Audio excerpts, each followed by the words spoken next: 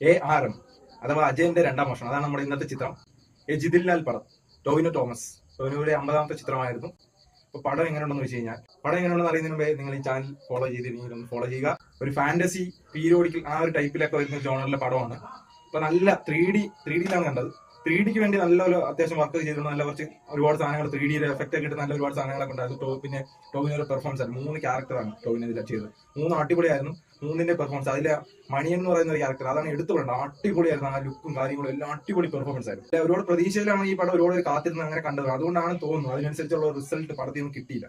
നല്ല lag feel ചെയ്യുന്നുണ്ട് പടത്തിന്. ഫസ്റ്റ് ഹാഫൊക്കെ നല്ല ലെങ്ത് ആയിട്ട് ഫീൽ ചെയ്തു. ആകെ 1 മണിക്കൂർ 1 മണിക്കൂർ 15 മിനിറ്റ് ആവേണ്ട ഉള്ളായിരുന്നു. പക്ഷെ നല്ല ലാഗ് ഫീൽ ചെയ്തു. ഒരു ആവറേജ് പടം, അത്രേ ഉള്ളൂ, ഒരു ആവറേജ് പടം. നമ്മുടെ മലൈക്കോട്ടെ മാലുവിനൊക്കെ പോലെ അതുപോലത്തെ ഒരു ക്ലൈമാക്സിലേക്കാണ് പടം കൊണ്ട് നിർത്തിയത്. അതുപോലത്തെ ഒരു ക്ലൈമാക്സ് ആയിരുന്നു. ഒരു മലൈക്കോട്ടെ മാലുവിനെ റീമാസ്റ്റർ ചെയ്ത് 3Dയിൽ ഇറക്കിയ ആ ഒരു ഫീലിംഗ് ഒക്കെയാണ് കിട്ടിയത്. ഒരു 1 ടൈം വാച്ചുള്ള ആവറേജ് പടം.